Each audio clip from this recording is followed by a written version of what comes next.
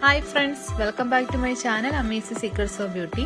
ഇന്നിവിടെ ഞാൻ തയ്യാറാക്കാൻ പോകുന്നത് കൂന്തൽ കുഴമ്പ് കറിയാണ് അല്ലെങ്കിൽ കണവ കറി.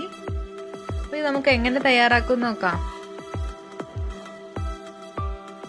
ഈ കുഴമ്പ് കറി എങ്ങനെ തയ്യാറാക്കും നോക്കാം. അതിനുവേണ്ടി ഞാൻ കണവ ഇവിടെ കട്ട് ചെയ്ത് വെച്ചേക്കുകയാണ്. റൗണ്ട് ആയിട്ടാണ് കട്ട് ചെയ്തിരിക്കുന്നത്.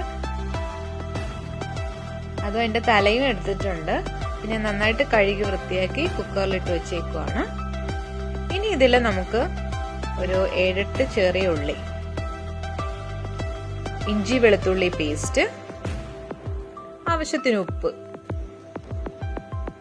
മഞ്ഞൾപ്പൊടി, കുരുമുളക് പൊടി ഇത്രയും ഇട്ട് നന്നായിട്ട് ഇളക്കിയിട്ട് കുക്കർ അടച്ചു വെച്ച് വേവിക്കാം. വെള്ളം ഒഴിക്കേണ്ട ആവശ്യമില്ല, കാരണം ഇതിൽ നിന്ന് തന്നെ വെള്ളം ധാരാളം ഊറി വരുന്നതാണ്.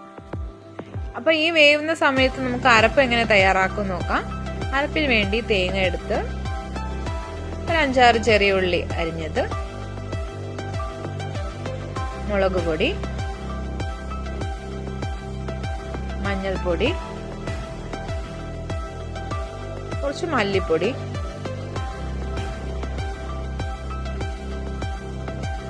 പുളി, ഒരു നാരങ്ങ വലുപ്പത്തിൽ പുളി, ഇത്രയും കൂടെ ഇട്ട് നമുക്ക് വെള്ളം ഒഴിച്ച് നന്നായിട്ട് അരച്ചെടുക്കാം. ഞാനിപ്പം അരച്ചെടുത്തിട്ടുണ്ട്.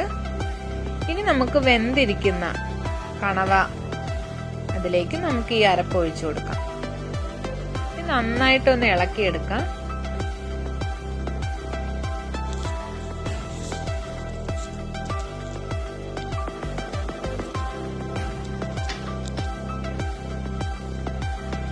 അതിലേക്ക് കുറച്ച് കറിവേപ്പിലയും കൂടി ഇട്ട് കൊടുക്കാം. എന്നിട്ട് കുക്കർ ഇനി അടയ്ക്കണ്ട, കാരണം നല്ല വെന്തിട്ടുണ്ട്. അപ്പൊ ഇനി കുറച്ചൊന്ന് തുറന്നു വെച്ച് വേവിച്ചാൽ മതി. അപ്പൊ നല്ലതായിട്ട് തിളച്ച് ചാറെല്ലാം ഇനി അതിലേക്ക് ഊറി വരണം, നന്നായിട്ട് വറ്റി വരണം. ഇനി ഇതിലേക്ക് കുറച്ച് ഉലുവയും കൂടി ഇട്ട് കൊടുക്കാം. അതായത് ഇപ്പൊ നല്ല കുഴമ്പ് കറിയെന്നാ ഞാൻ പറഞ്ഞപ്പോ അതുകൊണ്ട് ഈ ഗ്രേവി നല്ല വറ്റി വരണം. അപ്പൊ ആ സമയം നമുക്ക് കുറച്ച് തേങ്ങ ഒന്ന് വറുത്തെടുക്കാം. തേങ്ങ വറുത്തിടുമ്പോ കുറച്ചുകൂടെ ടേസ്റ്റ് ആണത്. ഒരു ബ്രൗൺ കളർ ആവുന്നത് വരെ മതി, കാരണം ഒരുപാടൊന്നും കരിഞ്ഞു പോയാൽ അതിന്റെ ടേസ്റ്റേ പോവും. അപ്പൊ നമ്മുടെ ഗ്രേവി നന്നായിട്ട് കുറുകിയിട്ടുണ്ട്. ഈ സമയം നമ്മൾ വറുത്ത് വെച്ചേക്കുന്ന തേങ്ങയും കൂടെ അതിലേക്ക് ഇട്ട് കൊടുക്കാം.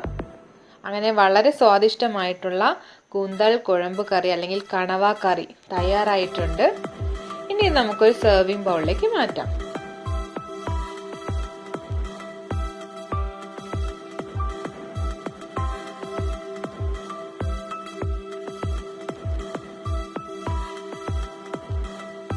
ചോറിനോടൊക്കെ കഴിക്കാൻ പറ്റിയ അടിപൊളി റെസിപ്പിയാണ് ഇത്. അപ്പൊ ഇതെല്ലാവരും ഒന്ന് ട്രൈ ചെയ്ത് നോക്കാം, എല്ലാവർക്കും ഇത് ഇഷ്ടപ്പെടും.